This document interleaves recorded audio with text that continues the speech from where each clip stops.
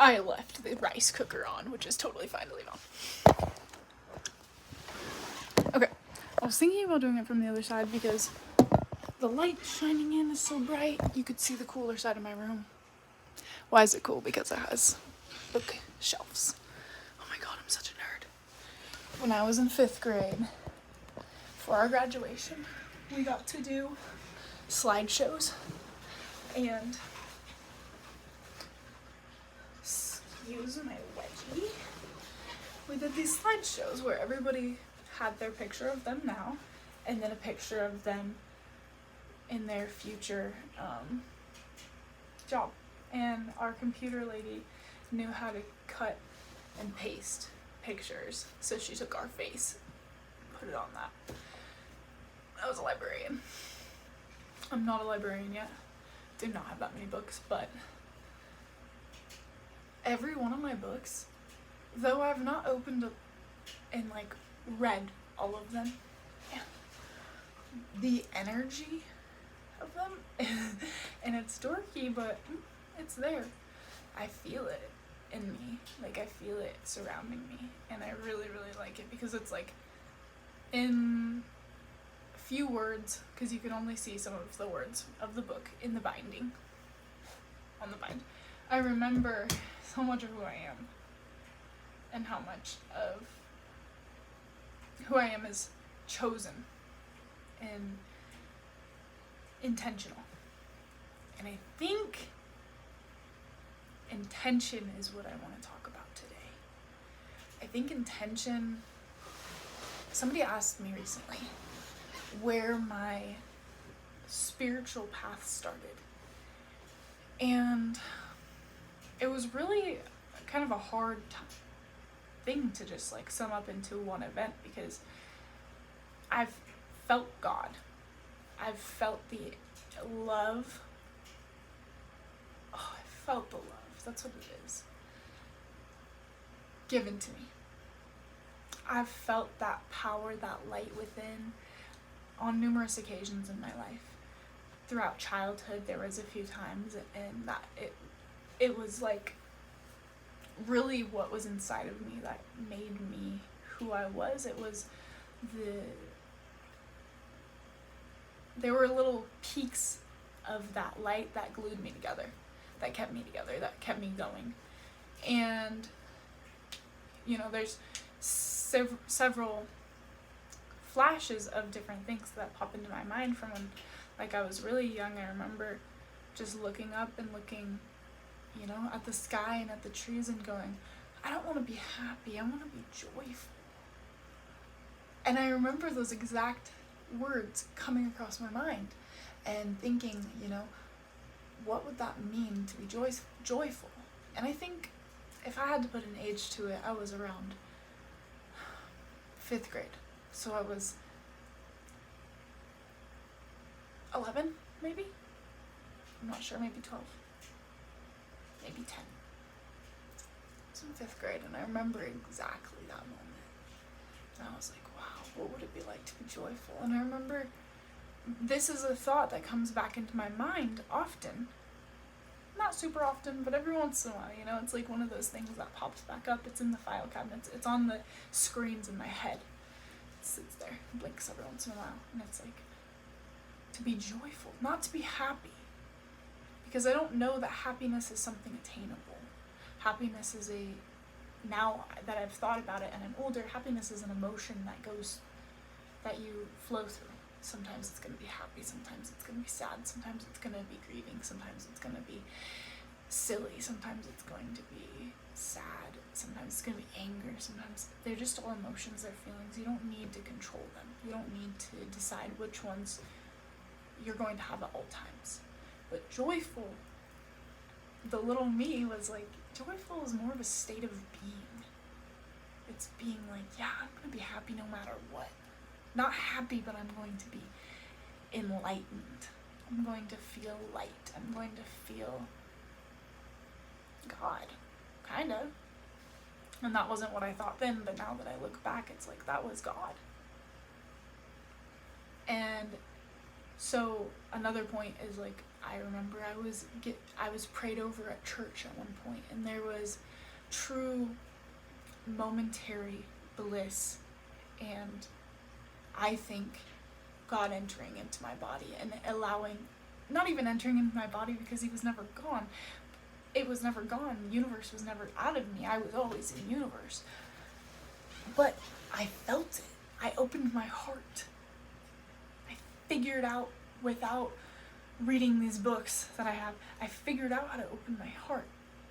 I had these amazing people around me saying that I could. And me praying and saying, God, please, I want to open my heart. Please, can you please open my heart? Please. I wanted my heart to be open, and it was. And that filled my life. In that time, I remember that was in middle school when I first started to go to church and to go to the youth groups and really meeting people who I felt like I connected with. Like, I felt like I could be myself for the first time in my life, and that I was liked and that I was loved. And it felt so amazing, and those people like forever will hold a spot in my heart because they are what I think back to when I feel loved and I feel comforted and I feel at home. And I have felt that recently where I'm sitting with a friend and I was like, wow, I feel loved and I feel at home. And there was also a few times that I've opened my heart to God, and I've been talking. A lot of times it's when I drive.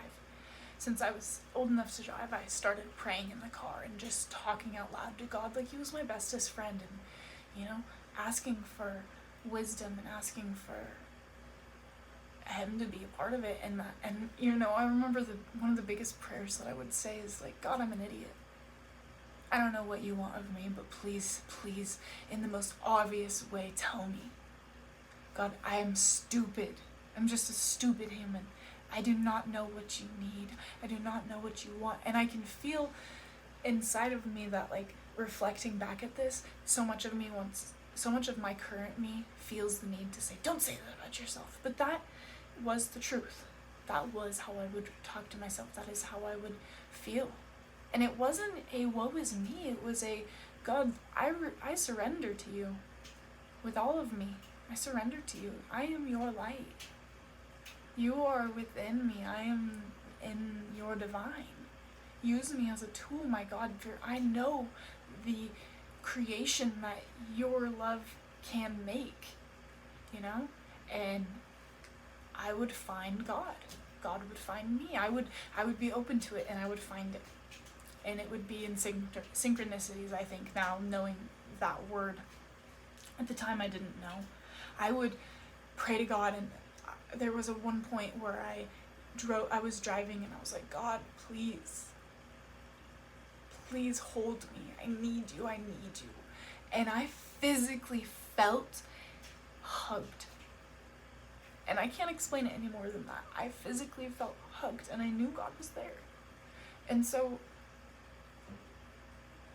then so throughout the years, when I've opened my heart and I've really been open to receiving it, that's when I felt God. I've truly felt this light, and it burns for a while. It's like that opens up something that you're just like, oh my God, okay, hi, okay, I'm loved. I remember there was another time when I went to church and I'd walked all the way to church. I was staying at a family friend's house, helping them move, and it was really important for me to go to church. I used to make sure that I was at church every single Sunday. It was the most important thing. I knew I wasn't going to be able to go on a Sunday, so I went at 5 o'clock Mass on Saturday. I went to a Mass I never went to. And I felt God. I remember I opened up my heart and I let myself be there. I let myself be truly present, and I thought in my head, like, let God's love fall over you.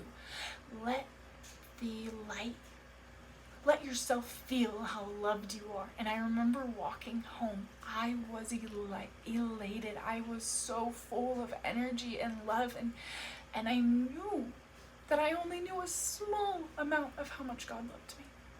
That I could only see a small amount of how loved and how cherished and how honored I really am. And that anytime I wondered, now looking back, anytime I wonder if I'm loved or if I'm cherished, I need not wonder, for God cherishes me. God loves me. And that's an outside of me thing. And as much as I feel God on the inside, I also realize that He is everywhere on the outside. That He is everything on the outside. And that from God being on the outside, I can assume good.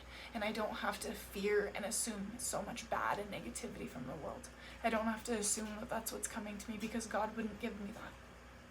God wants to give me love and full enlightenment. And I feel the weight come off of me as I allow that to be the truth, the universal truth that I believe. And the things that tell me otherwise are just lies that I haven't gone through. So I release them.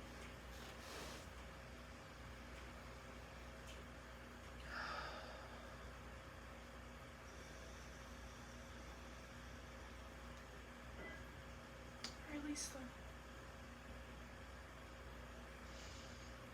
And so, as I think back, I also think to the first time I really stepped into, well, then I fell away from the church, and it was really hard for me, because I stopped being able to feel like I could trust where I was walking. I was fearful of a lot of things that I don't think was God. You know? I was scared of what wasn't there to be scared of, and I released you. So, God found me anyway. And I remember the first time anybody told me about intentionality. I remember that they told me that when they go to the bathroom, somebody came to me, I got to do their nails. It was right after I got out of beauty school, right after I started working.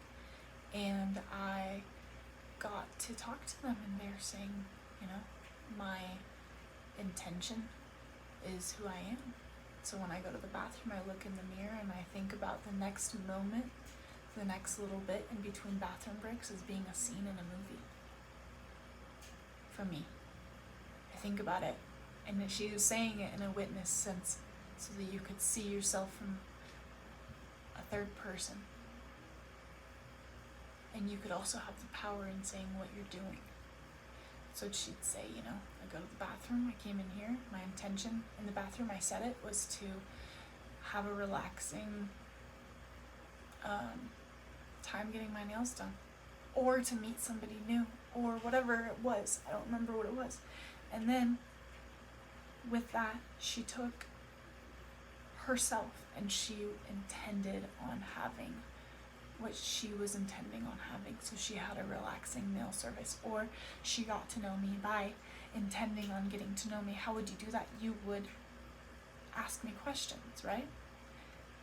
To have a relaxing nail session, you would breathe extra. You would be present. Whatever it is, the intention setting brings you into the present moment to be. And to be who you choose to be. And that's why I say you get to be who you want to be. By being it. In each scene in the movie. And by logic. By rule of pattern. You become whoever it is that, or whatever it is that you spend your time doing. So that's why I said if you want to be a painter, you can be a painter. How do you be a painter? By painting. So if you started off your life, you have this much of your life lived, and you want to be a painter, and you paint, eventually this becomes a section of your life. It becomes a whole of your life that you are. And it doesn't matter if it's good or bad or ugly. It doesn't matter if it works out. It's your intention, right? It's your intention. Sometimes it doesn't, it's like you can lose your power, and when you were doing a nail appointment, you know, you can lose your power and you could forget that your intention was to have a relaxing one, and you start getting all riled up and you talk about your ex-best friend and how mad you are at her. And then you lived what you didn't really want to live all over again. It wasn't your intention, right? And so you lost track of yourself. But you can reflect on that when you go to the bathroom, and you can realize that. How'd the last scene go? How am I doing? How am I feeling? How am I feeling? What's up for next? And that was probably my next, understanding that was my next step, my first step into spirituality. That was my understanding of the power within that we hold as humans, and that we can do anything. Sometimes we have to switch up our, to be successful, you have to be willing to be flexible. You have to be willing to switch up the game plan, to switch up everything that you're doing and be completely headed in the opposite direction. It's willing to be flexible and to be present and see what is going on, and be able to have an eye to be if we tweak this a little bit, we can make this happen. Because you can. You just have to know what your goals are. You have to know what your intention is. You have to know the why to the why. You know? I may be doing this with the long-term intention of this. Make yourself an investment for your future self. Yeah. So, intentions.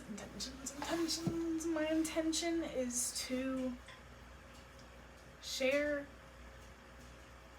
the most inner parts of me, to be willing to be seen, be willing to share who I am, because I think that I am learning love, and I love being able to see myself. I love being able to know that other people can see themselves in me, and that I can remind people that they are worthy and they are valuable and that they are everything that they want to be. And I love letting this little light of mine shine, and this is me. This is my little light. This is me with my sister. This is me with my best friends. This is me with my cat. This is me by myself. This is me by myself. It's me purely letting me out, and I feel good doing it. So that's the intention, is to be myself and to feel out myself and to let myself see who I am. Maybe I don't love everything about me, but I can accept it, and I can let it be seen, and I can go deeper into the life that I am in, and I can just make better choices, and I can feel my story and be in actually the present moment of it.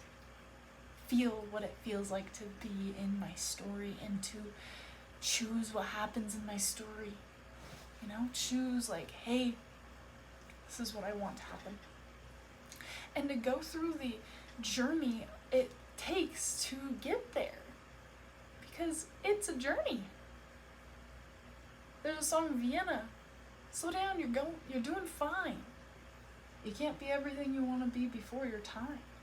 Dude, let your life go. Let it flow. Intend, put goals out there, put intentions. Have an intention board. I'm going to make one tonight. Have a board of things that you intend to do in your life, or in the next year, or in the next 3 months. Things that you want to do, that you look to be yeah, I'm living the life I want to live. Have that out to be seen and to be reflected on, and show up and look at yourself in the mirror and look at yourself as the human that you are, and care about what you think, care about how you feel, and fucking, I promise you will be okay. You will do amazing and beautiful things.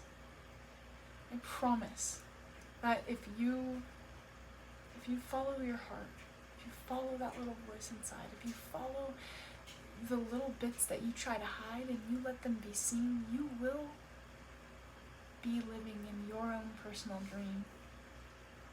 Promise. And it may cost a few. It may cause you to shed a tear or two, but just like the skin on a snake, I promise you there is more beneath, and there is more after the wake. This life is just temporary, but it is for you to become all that you dream. This is your waking sleep.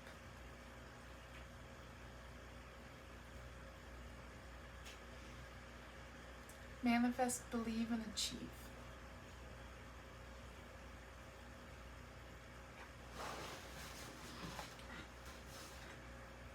I love you. Love you a lot. There's so many roadblocks that I put in my own way. It's crazy because really, reality, they all say the same thing, every book on this shelf in a different way. And the truth in my heart, it stays as the rest of the world sways. Wind in my branches, fluttering around in my leaves, some take them and make them into dirt. I am recyclable, I am a motif. The wind blows the breeze. I let go of the leaves as the fall comes into winter. I am still in a world that is full of stirring. It's a mystery beneath a cold whirlwind. But still, I say, a beautiful motif. Everything underneath. Seconds to moments spent. It's yours against mine. Mine in the pending. Yours in the score box.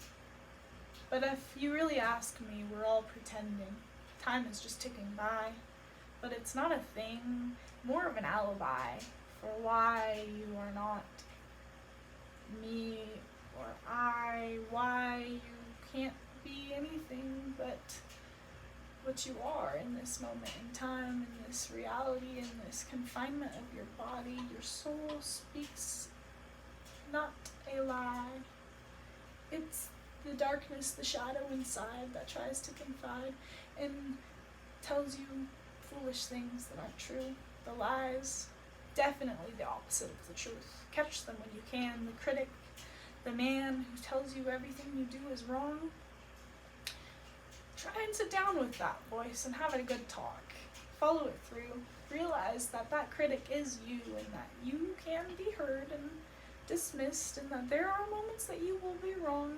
And though that may be hard for you, miss, it is really alright, and you will survive on. I'm telling you. To be wrong, what a beautiful thing to be able to own. To be wrong leaves you room for your heart to roam, to be seen, and to not have to be perfect in every scene. To be intentional, to be conscious, to be yourself, to be true, to be kind, to be loving, to be who you choose. You are how you show up to be. So when you are worried, let go of that worry. When you are thinking that maybe you aren't such a freaking cool dude, maybe you could just realize that that is not true. Let your brain be its wave, your head like a radio satellite, sometimes wishing it was not concave. I listen to the brain activity, I listen to the radio waves, I listen to the soundtrack of the heart that's on play, repeat. Still all the fears remain the same. Things invisible, only deep in my heart can I feel them. And deeply they come, taking over me in an emotional wave. But the less I betray this human that I am, the more I feel myself through, the more I realize that I can stand through the storm, that I can take a breath and I can feel what's coming next and I can let it be as if it was in the temporary. I realize that this is just temporary in the temporary and that this body isn't even mine, but it's mine for the moment, but throughout time it will deteriorate and I will forget that I was here just to connect. That I was a breath to spread breaths, to connect, to be legitimately here, to spend my time not in the fear but in the love. Smile, because I know that there is light above. Whether it is light or dark, there are stars. And even on nights when you couldn't see them clearly, I'm telling you, they're there. Maybe it's just a mirror that needs to be wiped clean, but I'm telling you, when I learned intentionality, something happened to me. I felt the breath of God within me, and for the first time I felt the divinity, I felt the tranquility, I felt the Trinity. And as many names as it could go by, me, myself, I, God, any other name used, universe too, it was all fragments and reflections of you. And so like a disco ball, I let my love glue all of the pieces. I let myself be me through and through. And as I stand here before you, brave, some might say, creative, impartial to anything that you could reply, but still sending love, still being open, my heart lies. And I feel the smile inside, and I feel myself become a mile high. I fear not the future. I fear not knowing the way. I let the law of attraction, the love, the universe, spending fate my way. I tell you my intention, but the rest is up to you. However you find me through and through, I will let it be. Blessed is thee. In the sound of music, let it come through, let it rain. I'm ready to ride the wave. I'm ready for my heart to let go of the fear and embrace the brave, courageous and bright and beautiful in the darkness. I see through all of the things I was worried about, and for this I am through. So, thank you for the time that you gave as you were within me, and as I spent you. God, let's not misbehave. There's a lot of fun things we could be. There's a lot of things that we could go and do. But for now, I'll let you be. forget not, the intention. And gosh, what else?